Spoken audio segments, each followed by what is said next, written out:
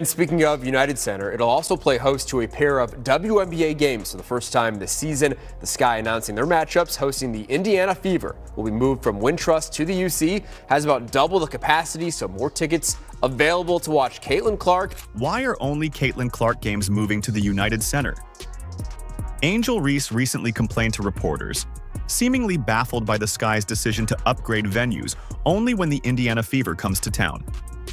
The answer might hurt her feelings, but sometimes the truth stings. Well, what I do realize is that as of right now, no other Chicago Sky game have been moved to the United Center, except for one,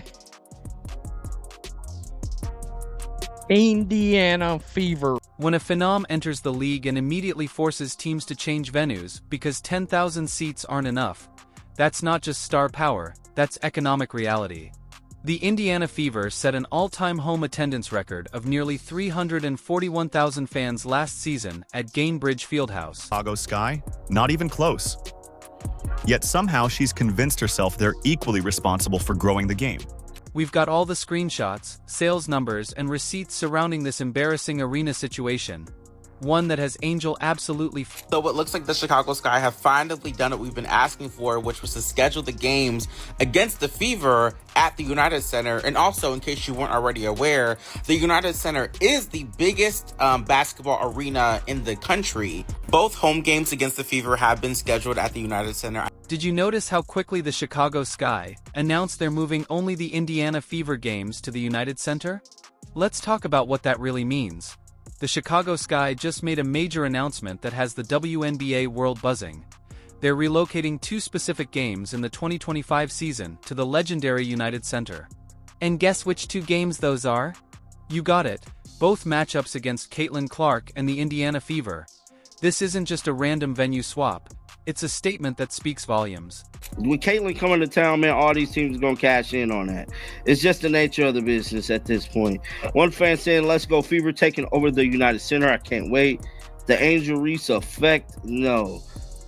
They know better than to leave free money on the table when the face card comes to town. Yeah, man, because we remember last time Caitlin Clark was there, bro, the arena erupted. Now, suddenly, with Clark coming to town, Sky President Adam Fox is talking about rewarding fans' passion and dedication. His exact words were, Chicago Sky fans have consistently shown, including every single game that featured their own rookie Angel Reese. Not once did the organization feel compelled to move to a bigger venue.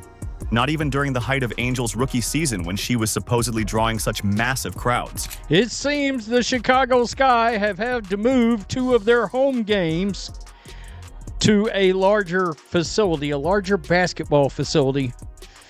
I'm sure, no doubt, this is the Angel Reese effect.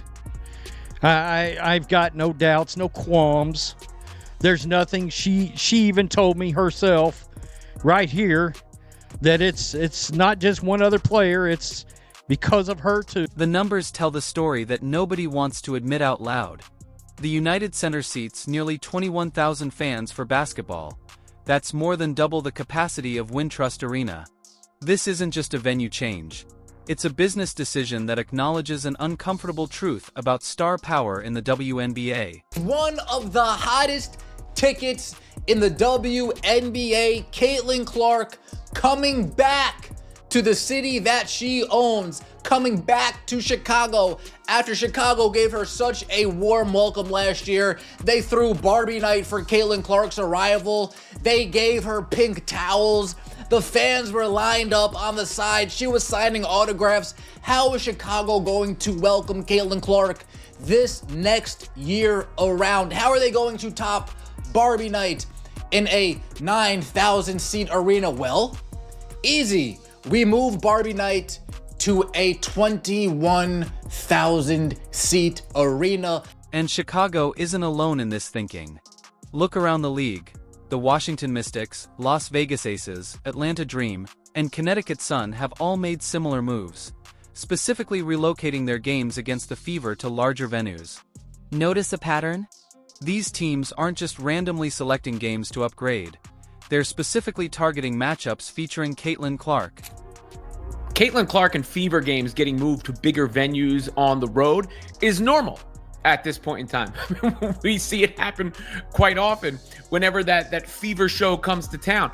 But in this case, it is interesting considering the opponent and considering the venue. The social media reaction from fans tells us everything we need to know.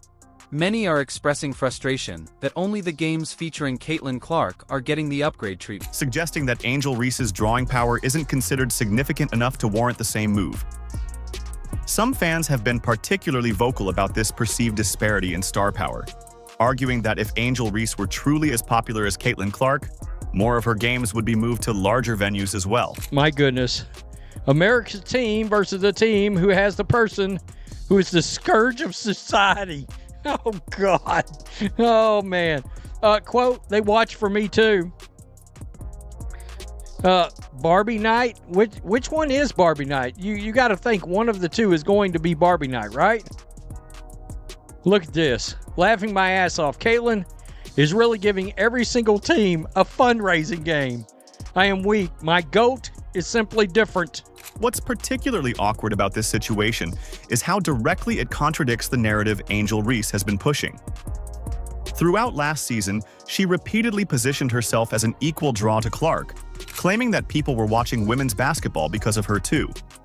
But actions speak louder than words, and the Sky's decision to move only the Clark— While Angel Reese has been busy telling everyone she's equally responsible for the WNBA's growth, the Turnstiles have been quietly keeping score. Let's see if the numbers back up her bold claims, or if they tell an entirely different story. Will be moving to the United Center.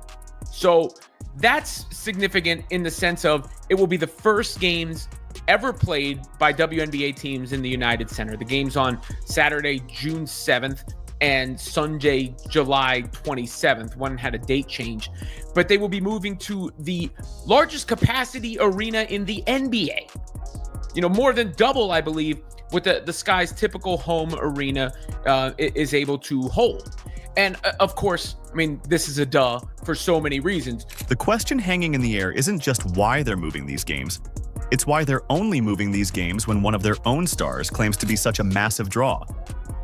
If Angel truly brought the same audience, wouldn't every Sky home game deserve the United Center treatment?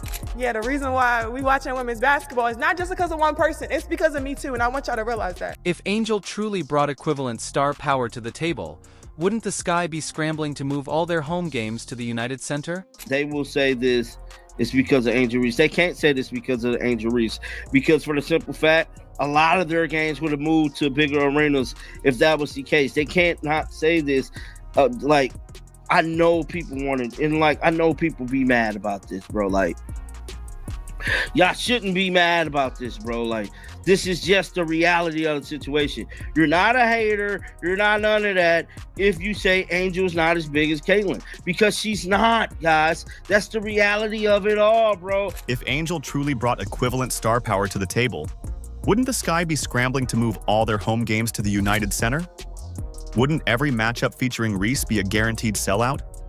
Logic suggests that would be the case, if her claims matched reality. Folks, last year, the Indiana Fever were in Chicago, and a lot of us were asking, why aren't they putting this in the big arena? Are they really that stubborn that they're ready to just turn away dollars just for a narrative?